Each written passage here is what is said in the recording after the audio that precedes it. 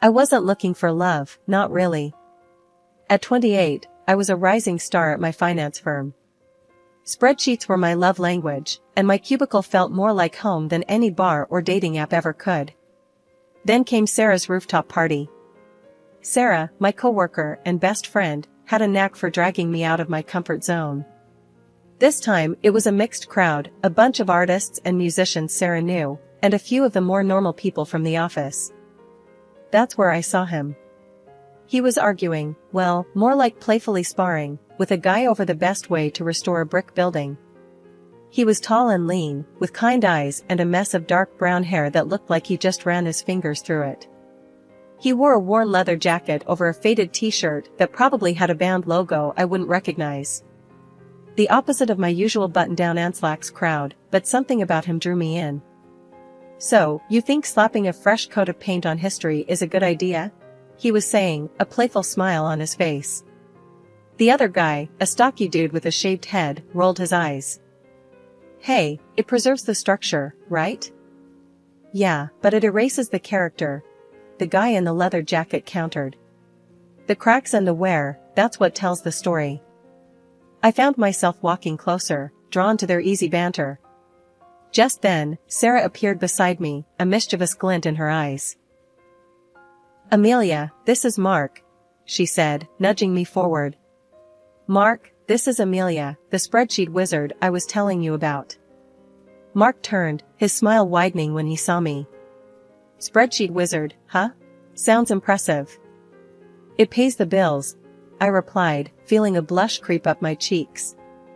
But I can also hold my own in a conversation that doesn't involve amortization schedules. I winked at Sarah, who snickered. Challenge accepted, Mark said, his voice warm and inviting. So, Amelia the spreadsheet wizard, what do you think about preserving history? We ended up talking for hours, about everything and nothing. He was an architect, passionate about restoring old buildings and giving them new life. I told him about my crazy hours at the firm and the satisfaction of closing a big deal. There were no awkward silences, just a comfortable flow of conversation that felt effortless. As the night wound down, we found ourselves standing by the railing, overlooking the city skyline. The air was cool, and goosebumps prickled my arms. This was fun, I admitted, surprised by the slight tremor in my voice. Yeah, he agreed, his gaze fixed on the glittering cityscape.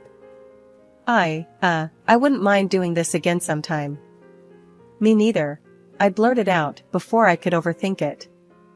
We met with Mark's parents, Martha and Arthur, at a fancy restaurant they picked. The conversation flowed easily enough, at first. We talked about the wedding plans, the venue I'd booked, a beautiful old converted library, and the caterer I was stressing over. Turns out organic, locally sourced canapés are a pricey business. Then, things took a weird turn. Martha, mid-bite of her lobster bisque, which she pronounced bisky with a forced accent, suddenly fixed me with a steely gaze. So, Amelia, she said, dabbing her lips with a napkin, Mark tells me you work in finance? Yes, I'm a financial analyst at a large firm downtown, I replied, unsure where this was going. Analyst, huh? Sounds important, Arthur chimed in, his voice booming across the table.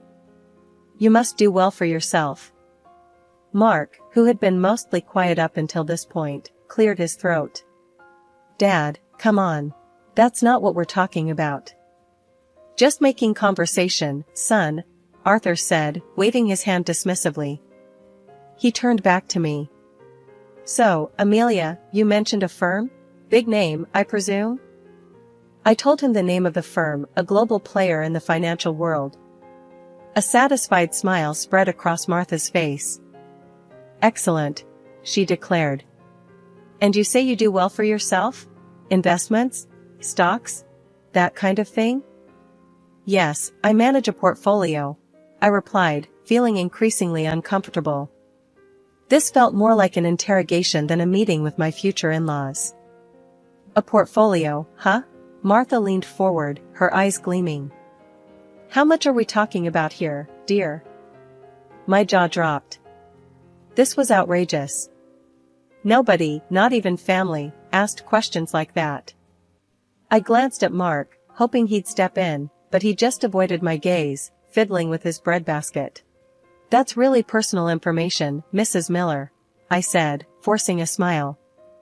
"Oh, come on, honey," Martha huffed. "We're practically family now.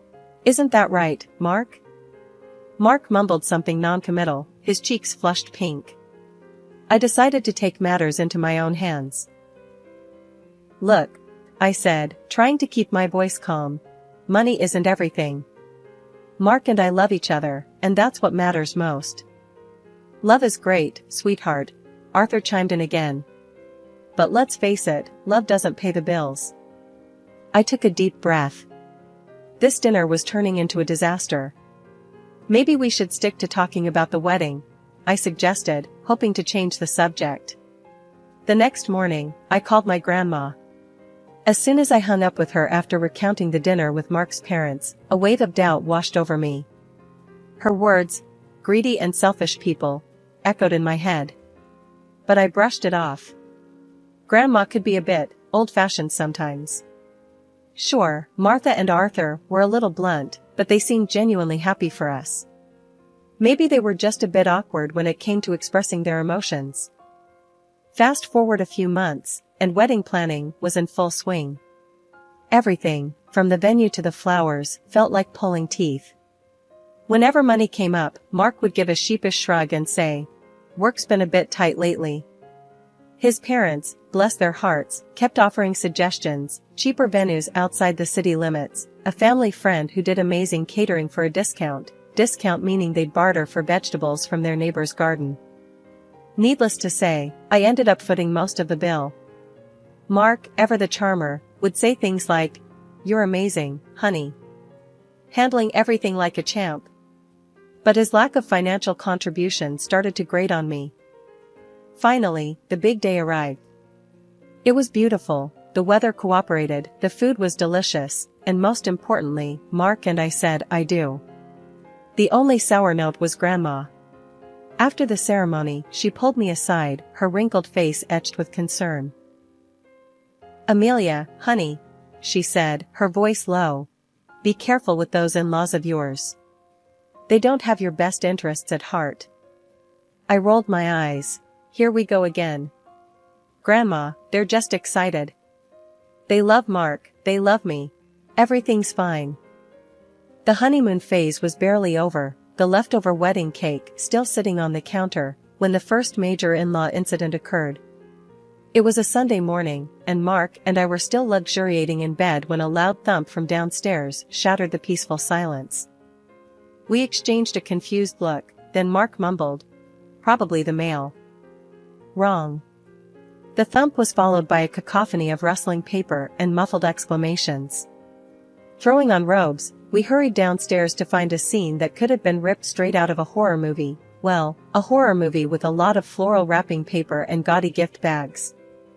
Martha and Arthur were sprawled on the living room floor, surrounded by wedding presents, like vultures picking over a carcass.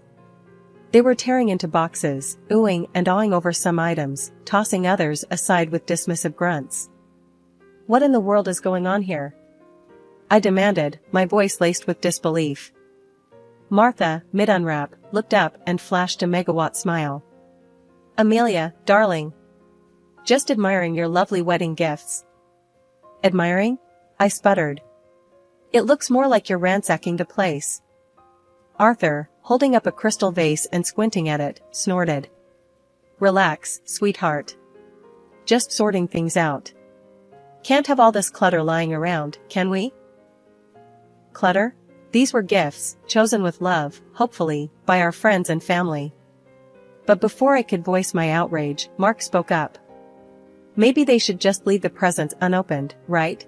he said, his voice mild. "Exactly."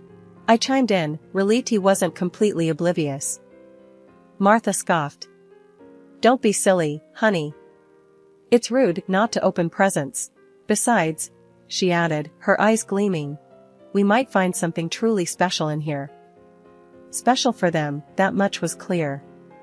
I watched in growing frustration as they picked through the gifts, setting aside anything that caught their fancy: a silver picture frame, a set of engraved wine glasses, a fancy cheese board. Finally, I couldn't take it anymore. "These are our wedding gifts," I said, my voice firm. "Not yours to take."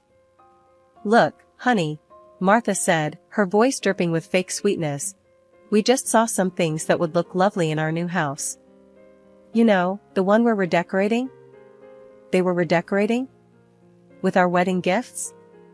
The anger bubbled up inside me, threatening to spill over. "What about the gift you got us?" I asked, my voice tight.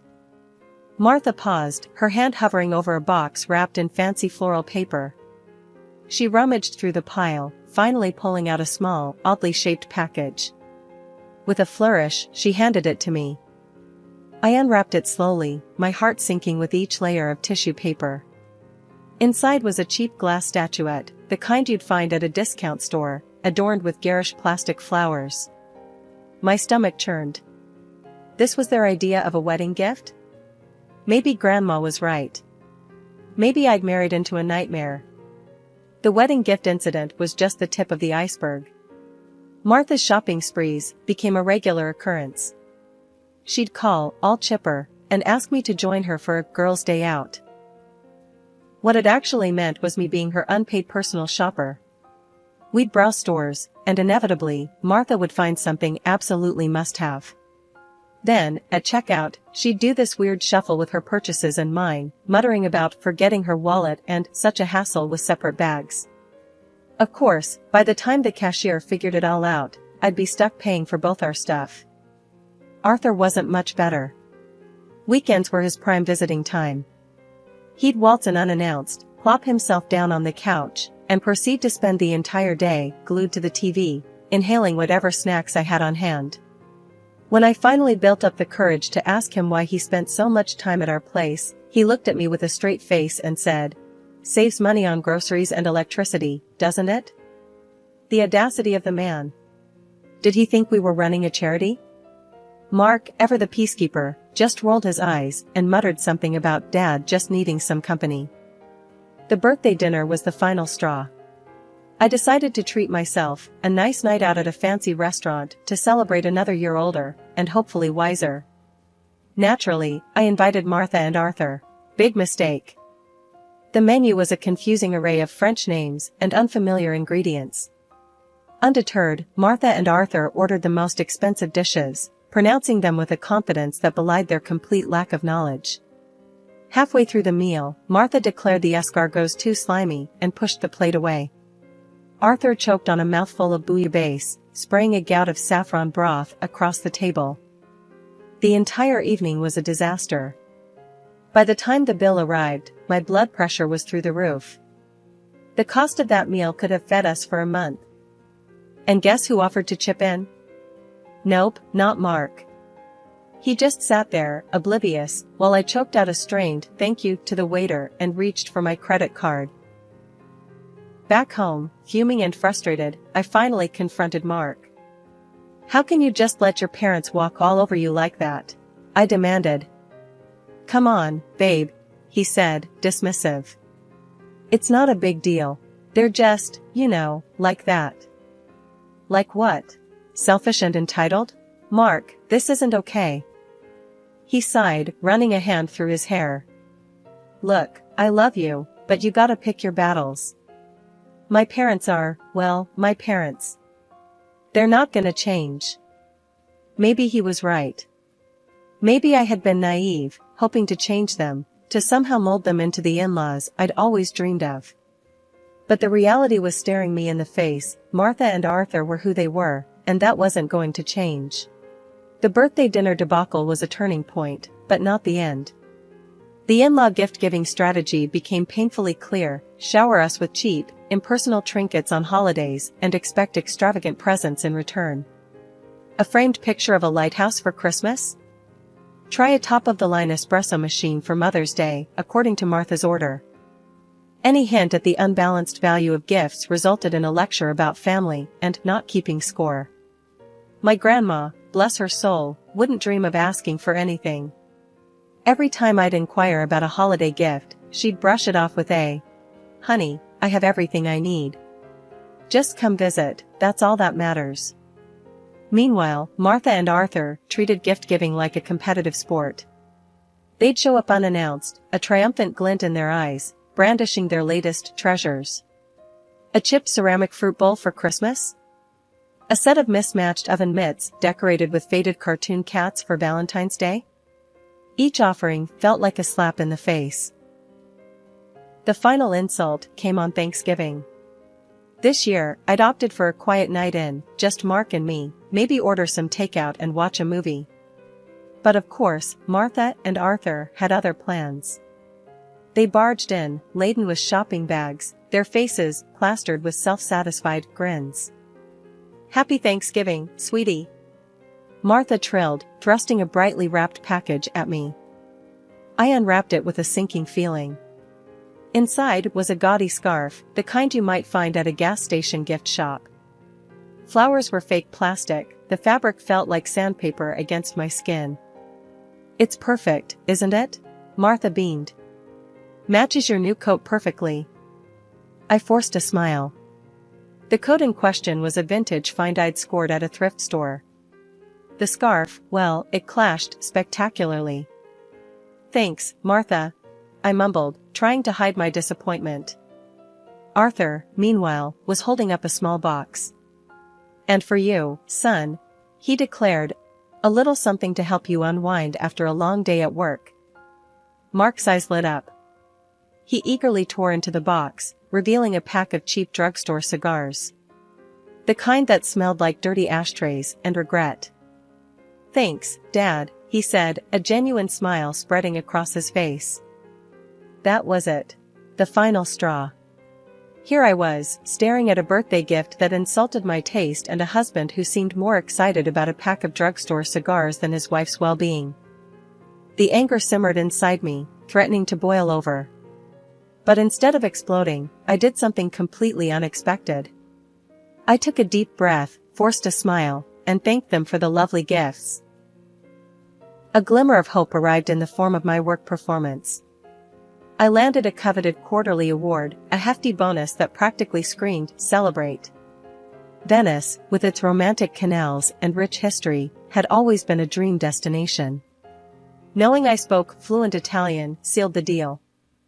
This trip, I decided, would be a chance to reconnect with Mark, to escape the suffocating grip of his parents for a while. Except news travels fast, especially bad news to eager ears. Martha and Arthur, upon learning of our travel plans, descended like hungry vultures. "Venice, huh?" Martha cooed, her eyes gleaming with a disturbing avarice.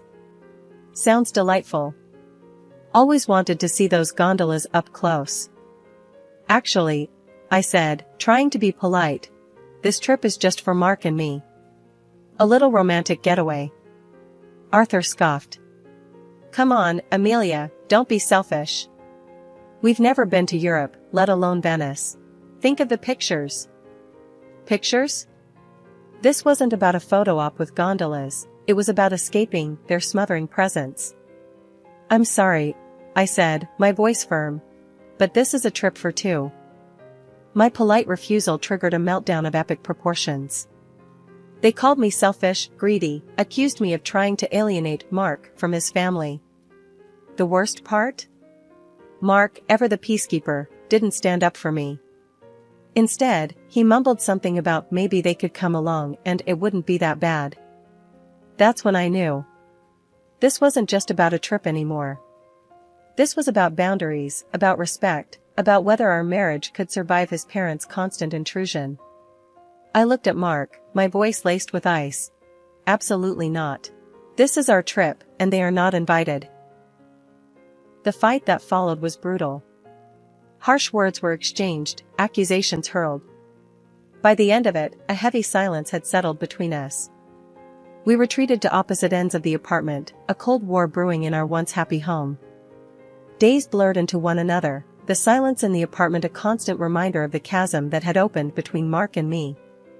I didn't call his parents, the mere thought of their entitled whining made my stomach churn.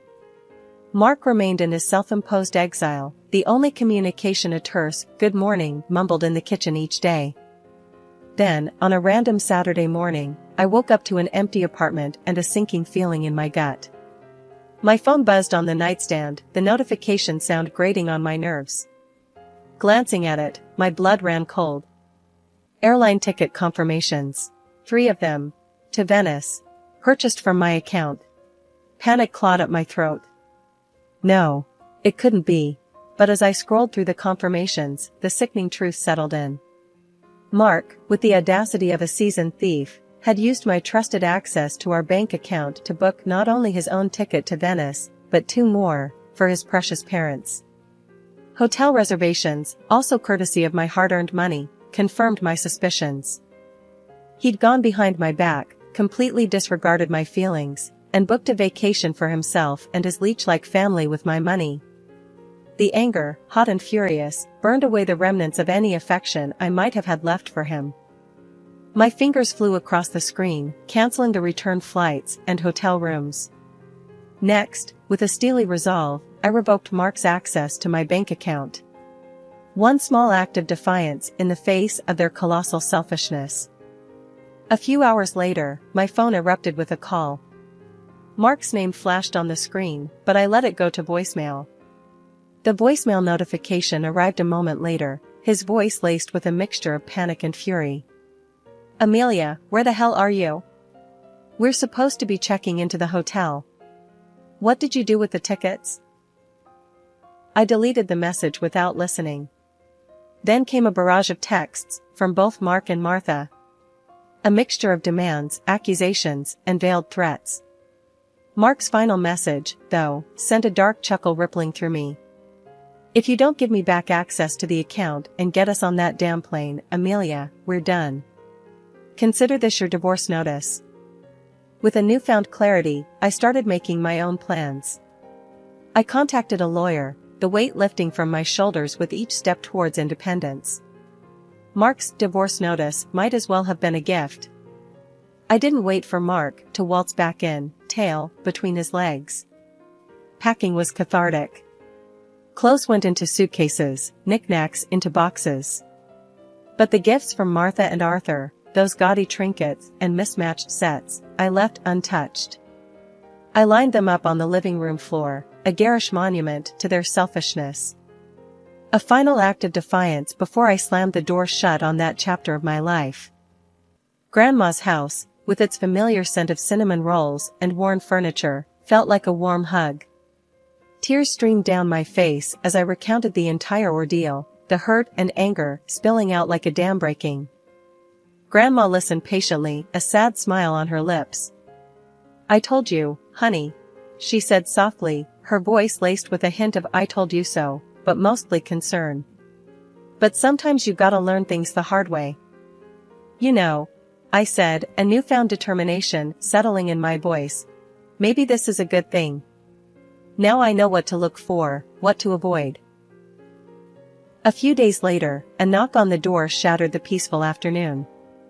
My heart lurched, but before I could react, Grandma ushered me towards the back room. Peeking through the curtain, I saw Mark standing there, looking lost and dejected.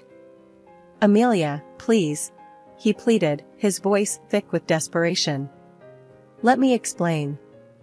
Grandma opened the door a crack, her expression unreadable.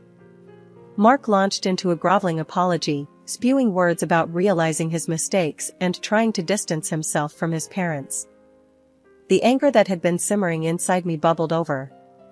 I barged into the hallway, a cold fury in my eyes. Distance himself? I scoffed.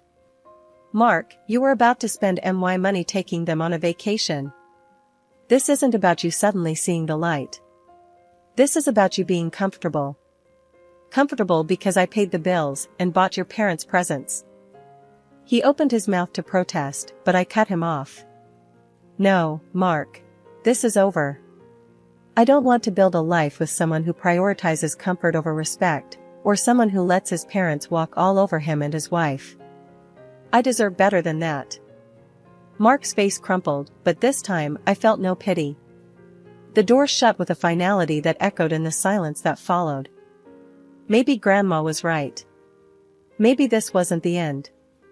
Maybe it was the beginning of something new, something better. A life free of entitled in-laws, a life filled with respect, and maybe, someday, with love that wasn't selfish or convenient.